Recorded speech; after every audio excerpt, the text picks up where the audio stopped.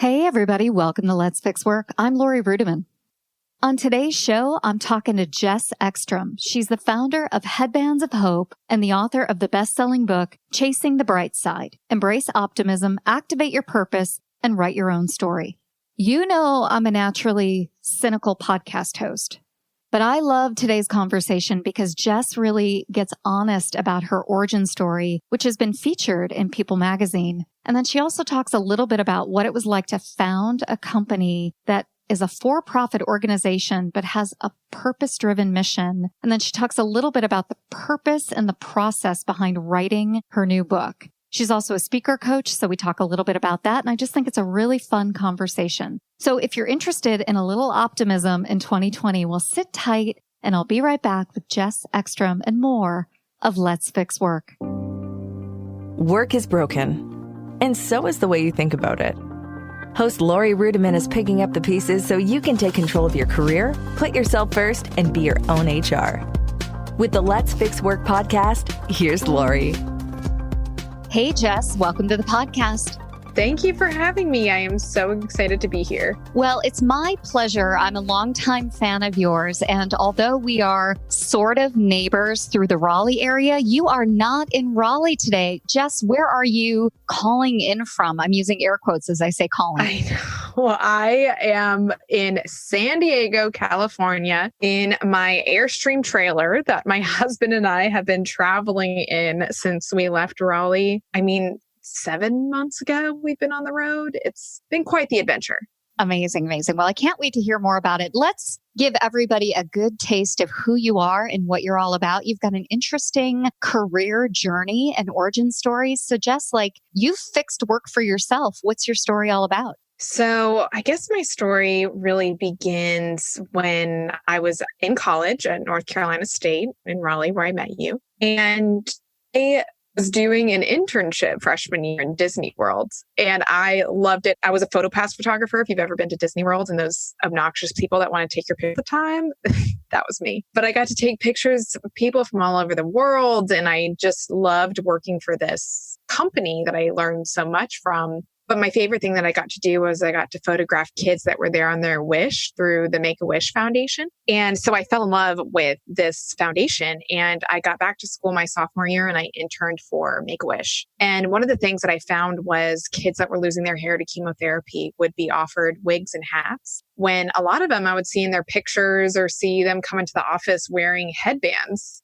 And I just thought it was the coolest gesture of confidence that they wanted to wear headbands and not cover up their head. They just wanted to kind of have a style to them. And so in this knee-jerk reaction, really no thought at all, which I think was actually to my advantage. I thought, I could provide headbands for kids with cancer. It wasn't this grand plan. I wasn't scheming for months. I just decided I was going to start a company and provide headbands for kids with cancer. The founder of Tom's Shoes, Blake, had just spoken at my school about this 1-for-1 model that he started and that he wants other companies to adopt the same thing. So I said, I'll start a company called Headbands of Hope. And for every headband sold, we donate one to a child with cancer. And that we launched almost 8 years ago today. Wow, that's a long time. Can you tell me how you know you're making a difference? There are a lot of people out there who start organizations and companies for philanthropic purposes or for purely capitalistic purposes, and they have different benchmarks of success. So how do you know that you're making a difference, and how do you know that you're building a solid organization and building a legacy?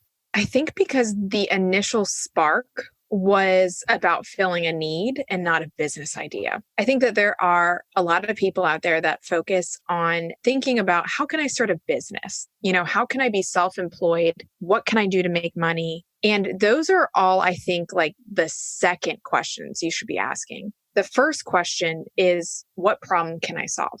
And then the next question is, what business can I create to solve that problem? So I think that because I started this initial idea with filling a need, I think that at its core, Headbands of Hope has always been a philanthropic company. And I use the word company, emphatically, because we're not a nonprofit. We're a for-profit company, because one of the things that I believe in is that you shouldn't have to choose between making a living and making a difference. You should be able to do both at once. And so I think that building this company around this philanthropic mission and breeding it into our business model made sure of it. And I think like our idea of success is eventually being able to go out of business. It would be a great day to just have a cure for cancer and not have to give headbands anymore. And so I think our definitions of success are also different. And I will say, like, one of the common practices that we use at Headbands of Hope is we follow one metric, and that is how many headbands are we donating? Because that is the single metric that shows the entirety of the company, sales, marketing, everything like that. And so that is the number that we focus on, which is now over 500,000, which is exciting. Wow. Congratulations. Thank you. I know that your platform has recently expanded and that you're selling headbands in a new and interesting way. So can you tell us a little bit about being on QVC? Oh, yeah. It was like one of those things. It was almost a joke in the beginning. We're like, wouldn't it be great if we could go on QVC? And just thought it was this long shot goal. And we had applied in the past, never got it. And one day my team was at this trade show and this buyer came by from QVC and it piqued her interest. And, you know, we sent some samples, and one thing, it was over a year process to get on the show. And now we've been on it 3 times in the past 3 months. So I think you could say we're regulars now, but it was one of those moments where, like, when I first got started, I had never envisioned this level of success for Headbands of Hope. So you've had some great success on the business side in 2019. And as we start 2020, you've got this book out on the market that's an Amazon bestseller called Chasing the Bright Side. So can you tell us a little bit about what it's about and who you're writing for? So I wrote Chasing the Bright Side because I was exhausted over the same success narrative. You know, I would listen to podcasts, I would hear people, and they would say, well, one day I got this idea, and the next day, you know, we just can't keep inventory in stock. We're just selling left and right, and Oprah keeps calling me. And it was just like this overnight success story that I was hearing from all these different people. So then when I started failing at things, or I would mess up, I would think, like, this is only happening to me, you know, and this is clearly because I'm not qualified to be doing what I'm doing. And so I finally came to this realization that success isn't about the absence of resistance. It's just the navigation of it. But in order for us to be resilient in that, we have to be optimistic, because optimism is not about being happy all the time. It's this strategy that we use for better. So chasing the bright side is how we can channel that optimism to create the better world that we want to live in. So it shares the story of Headbands of Hope, but it also shares just some other trying times in my life. My family was involved in a very public scandal when I was in high school, and something that I thought would never happen to me. And when those things do happen to you, or when you do realize that life isn't all hearts and flowers, it kind of presents you with the choice, whether that's an excuse to do less or the reason to do more. And so chasing the bright side is how can we train ourselves as the reason to do more? You know, a lot of people think that optimism comes from a place of privilege, like you have to have everything going right for you in order to be optimistic. It's like a chicken and an egg thing. But you just mentioned that your family was involved in a very public scandal. And I know you've talked about this before, but can you talk a little bit about that? Because I can imagine that that's a part of your story that really informed you, especially being in high school. Hey, it's Libby DeLucian. If you're sick of business advice that sounds cute, but doesn't actually move the needle forward, this one's for you. The Libby DeLucian podcast is where we go one layer deep. No gurus, no glitter, just straight up unfiltered talk about scaling a business, running a household, and holding on to your sanity in the middle of the chaos. If you're the bottleneck in your business or in your own life, I'll show you how to fix it. Simple, tactical, and one layer deep every time. Let's go. Visit libbyd.com and check out our podcast today.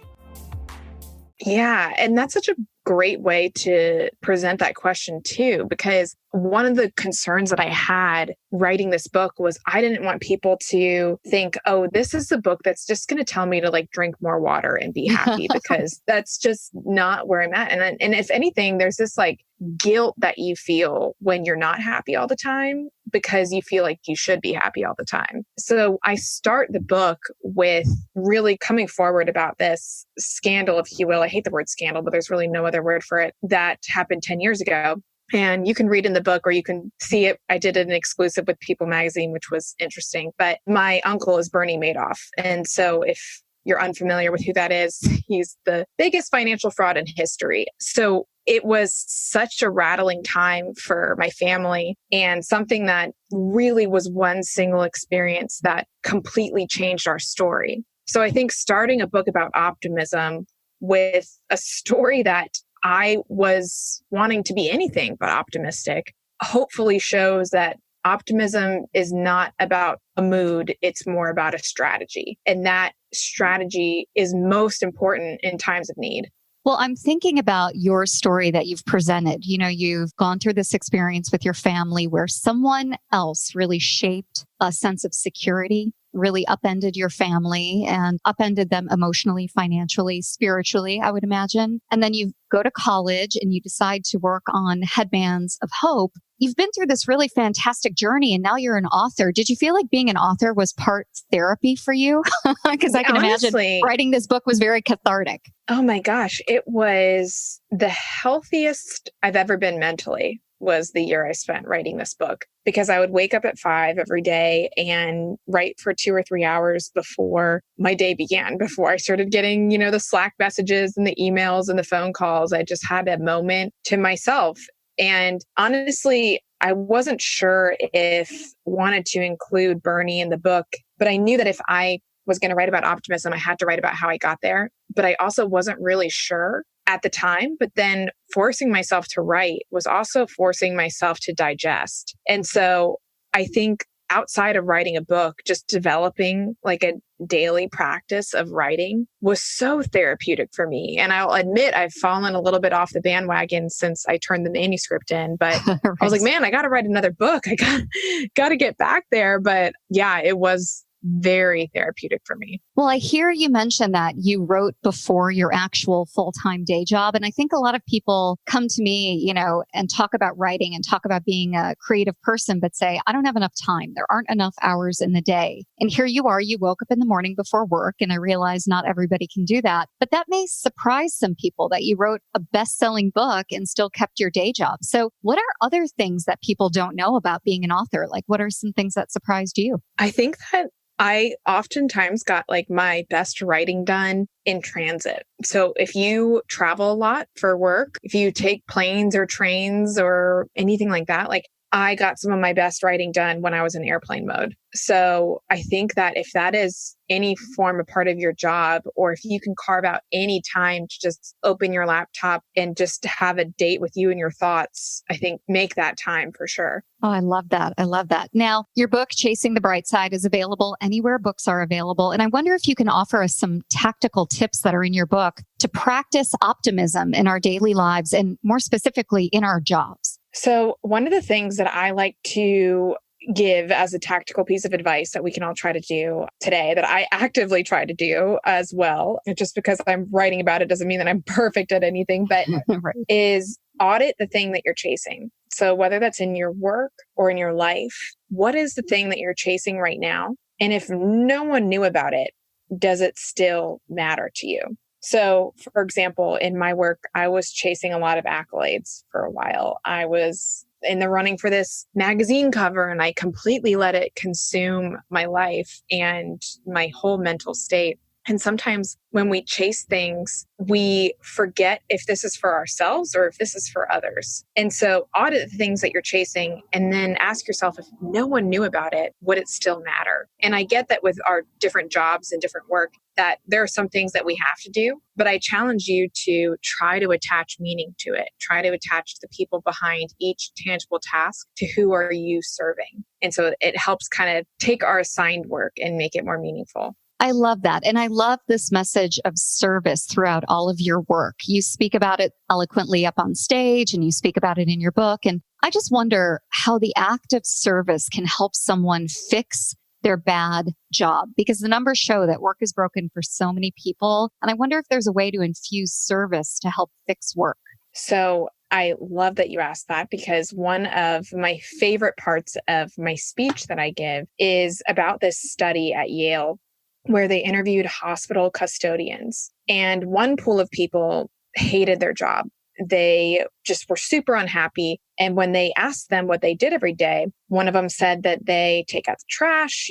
I clean the floors, I change the sheets. Okay, why do you do it? Well, I have to pay the bills. I need to have benefits so I can support my family. And then they asked these people what their job titles were. And one of them said that he was a janitor. Another person said maintenance worker, custodian. And then they asked another pool of people who had the exact same job, same assigned work, same job description, but they loved their job.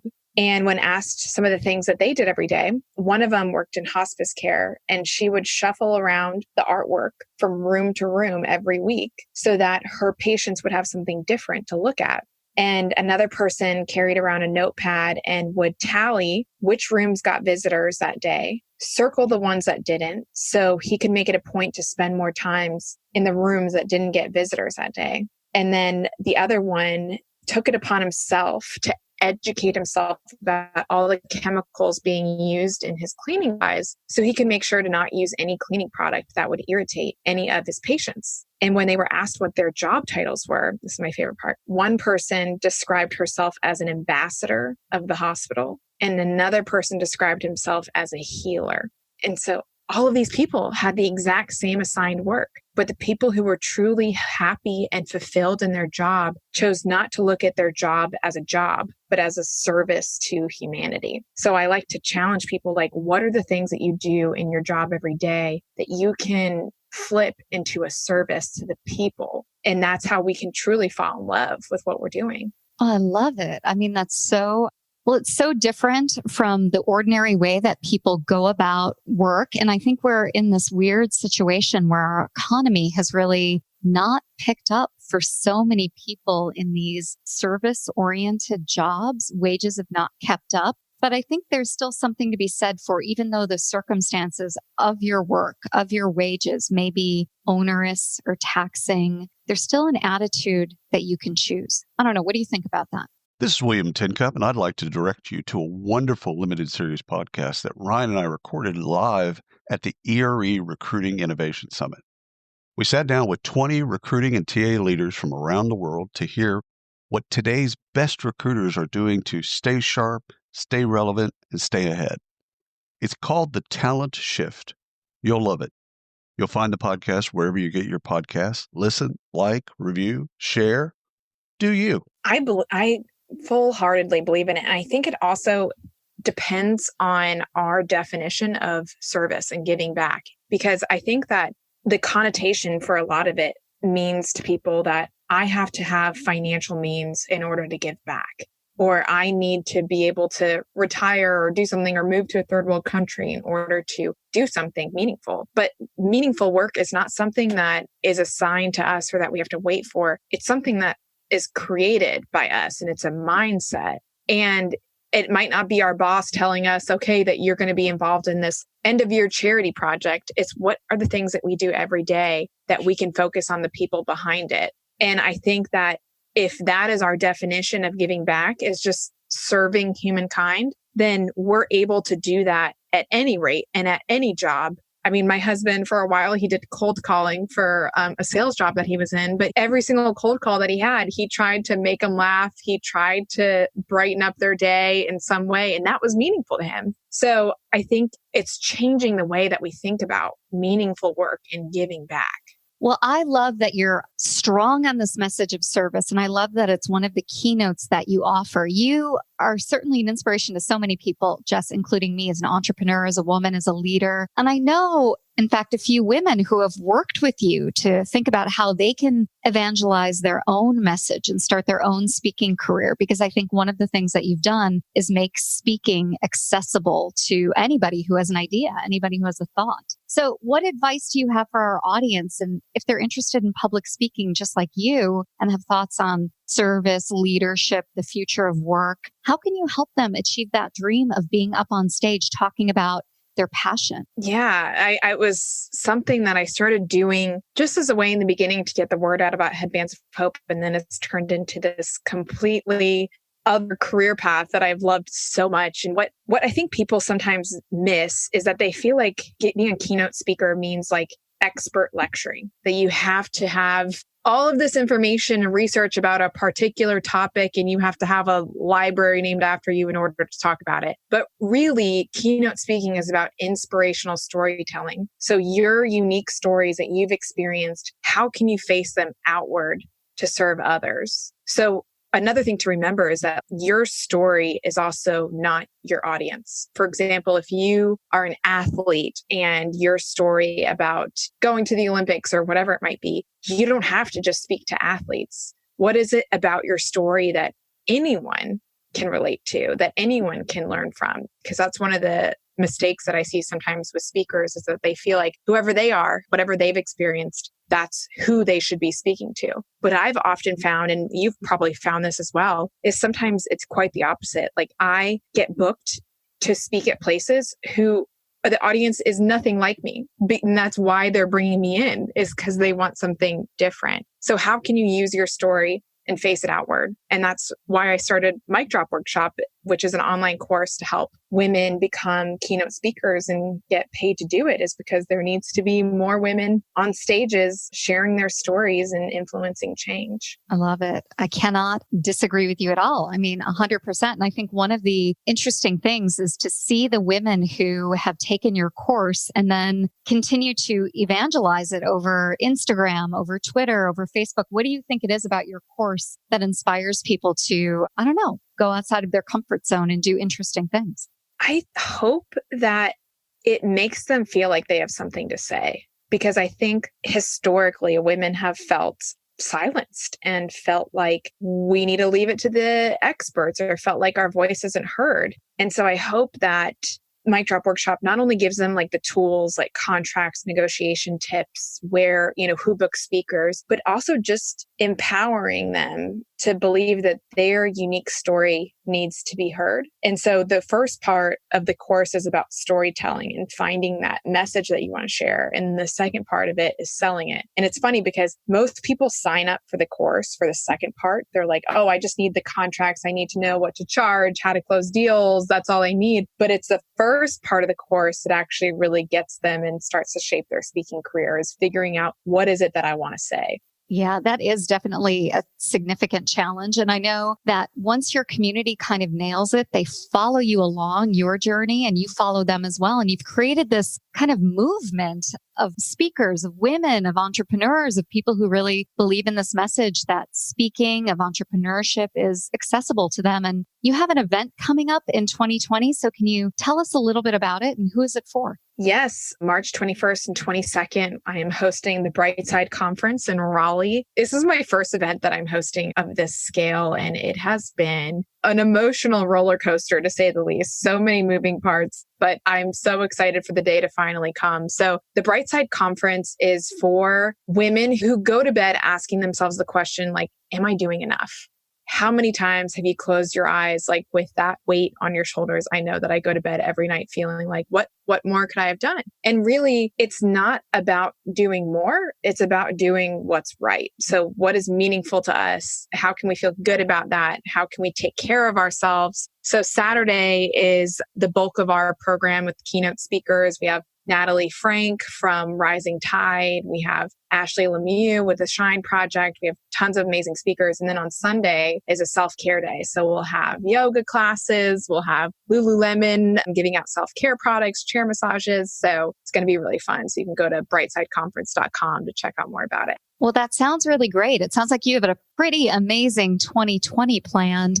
Beyond the conference, beyond the book, are those the things you're most excited about? Anything else that we've missed? I feel like every time, the calendar I've always had these like goals or thing that I grip really tightly, for what I want to do next year or 5-year plan or whatever it is. And I've stopped doing that just because I've felt like holding myself accountable to very like specific things has also led me to be closed off of like what else is out there and things that I don't know yet. So one of the parts of the book that I talk about is we can't let our plans kill our possibilities. And so I tend to get really, really attached to outcomes. And so I'm trying to be pretty loose about 2020 and just see what comes my way. Well, I'm definitely bullish on your future, Jess. I think it sounds like a pretty good year that you're going to have. And if people want to learn more about you or are interested in the book or the conference, where can they find you? Yes, I would love to hear from you. You can go to jessekstrom.com. Also go to headbandsofhope.com. Find me on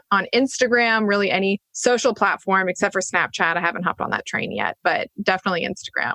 Well, I'll make sure we have all of that in the show notes. And I want to thank you again for being a guest today on Let's Fix Work. Thank you for having me. I have enjoyed talking to you. All right, everybody. We'll be right back right after the break with more Let's Fix Work. I hope you enjoyed my conversation with Jess Ekstrom of Headbands of Hope. If you want to learn more about her book or her speaker coach class or her upcoming event or all things Jess Ekstrom, you can head on over to lorirudiman.com/Let's Fix Work -90. Let's Fix Work was recorded in Raleigh, North Carolina and San Diego, California, and produced by Danny Osmond and his team in Orlando, Florida. It truly takes a village to get this podcast up and running and out the door. If you have any feedback, send us an email at hello@letsfixwork.com. Now that's all for today, and I hope you enjoyed it. We'll see you next time on Let's Fix Work.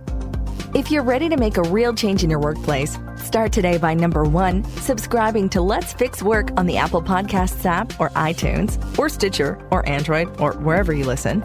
Number 2, write a 5-star rating and review. And number 3, share it with a friend, colleague, or coworker who you think would enjoy our episodes.